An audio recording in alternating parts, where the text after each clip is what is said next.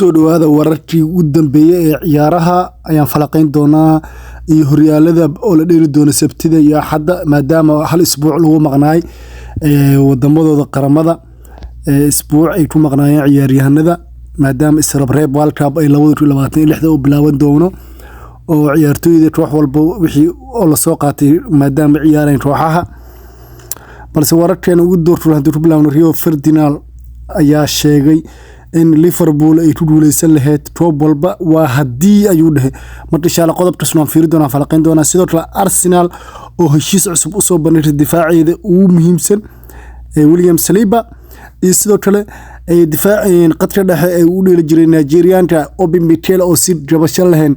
u shaaciyay kooxda ugu awood badan Premier League ciyaareedkan iyo sidoo kale ciyaaryahankii hore difaac u dheeli jiray Manchester United Rio Ferdinand oo daaha ka rogay kooxda kaliya ee Liverpool kula tartami karto horyaalka xil ciyaareedkan hadaan lagu jiro 2025 ilaa 2026 Chelsea oo wajahaysa 74 dacwadood saddex ciyaaryahan oo heshiiskooda baaritaan lagu haayo Carragher wuxuu difaaci hore Liverpool Carragher Liverpool waxay sameysay qaladkii weyn abid wayna ka qoomayn doona ayuu dhahay idan waa fiiri doona qodobkaas iyo sidoo kale waxa eegi doona hadii fursad u helno saadaasha qabiirada Sky Sports ee kulamada isbuucan dhici doono ee horyaalka Premier League sidoo kale Roy Keane iyo Sean Wright oo Arsenal weeraryahankii hore Arsenal oo saadaal natiijada kulanka ugu weyn ee horyaalka Premier League ee Manchester Derby Manchester City vs Manchester United sidoo kale ciyaaryahankii hore qadka u dheeli jiray dhexda midfielder u dhashay wadanka Jarmalka Michael Ballack oo magacaabay labada koox ee ugu cadcad ku guuleysay Champions League xil ciyaareedkan iyo sidoo kale Michael Owen oo si lama filaan ah u magacaabay xidiga hanan doono abaalmarinta sanadkan hadaan ku jirno iyo sidoo kale Lamine Yamal weeraryahankan ama garabka ugu dheelo Spain oo sidoo kale xulka Spain u dheelo iyo sidoo kale Barcelona oo laacibka da'da yar ayaa sidoo kale fanaanad caan ah waxay dhahdeen waan jeclahay isaga ciidana insha Allah daaha turugtay jaceelkeeda ka dhaxeeya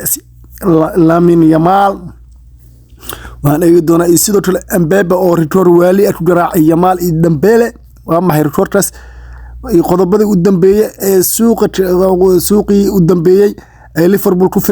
ku fashilantay oo aan ku guuleystay macnaha qaabka ciyaartooyda soo qaadatay oo daliil laga keenay iyo wararkii ugu dambeeyay ayaan eegi doonaa aan ku bilaabo qodobkeena ugu doorturon ee ciyaaraha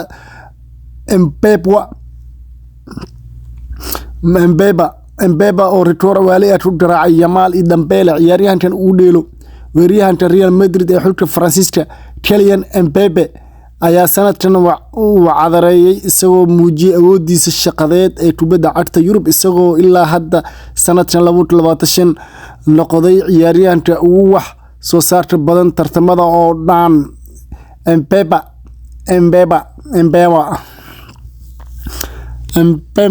Kylian Mbappe ayaa ku lug yeeshay 42 gool taasoo ka badan ciyaaryahan kasta oo ka ciyaara shanta horyaal ee ugu waaweyn Yurub iyo xulalka qaramada qaab ciyaareedkiisa mucjisada ayaa udub dhaxaad u noqotay awoodda weerar ee Real Madrid halka sidoo kale uu sameeyay saameyn weyn ku yeeshay kulamada caalamiga ee uu safto xulka Faransiiska xidiga labaad ee lista ayaa ah Ousmane Dembele kaas oo 38 gool iyo caawin sanadkan isagoo oo dib u soo noolay xirfadiisa PSG iyo xulka qaranka Faransiiska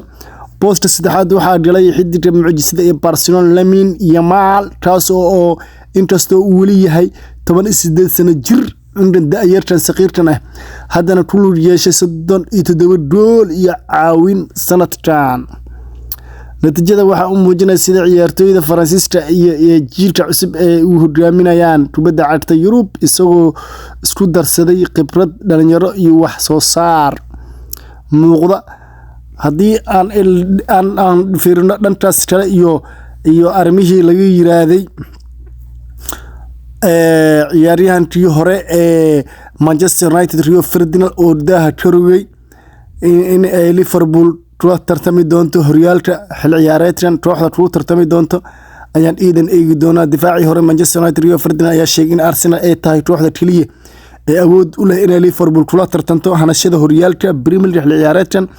Liverpool ayaa weli kooxda kaliya ee badisay dhammaan 3 kulan ee ugu horeeyay xil ciyaareedkan. Toor inta xilli ciyaareedku u bilaaban Ferdinand ayaa wuxuu sheegay in Liverpool iyo Manchester City ahaayeen kooxaha kaliya ee ku dagaalami karo horyaalka, balse hadda waxa uu City ka saaray tartanka isagoo u bedelay Arsenal. sababta tahay Chelsea, Man City, Manchester City 3 kulan hal kulan bas ayay badisay, 2 ayaa farqaha lagu soo guuldaro, halka Arsenal laakiin laba doom ee u horeysay badisay. inkastoo dreamku dambeeyay ee saddexaad Liverpool intii la aadin dreamka caalamiga ee Liverpool 1-0 ku duwatay garoonka Anfield. intaas ayaan ku eegi doonaa muuqaalkan. haddii fadlan inta soo gaartay muuqaalka like noo saar, subscribe noo saar, waa ku mahadsantiin.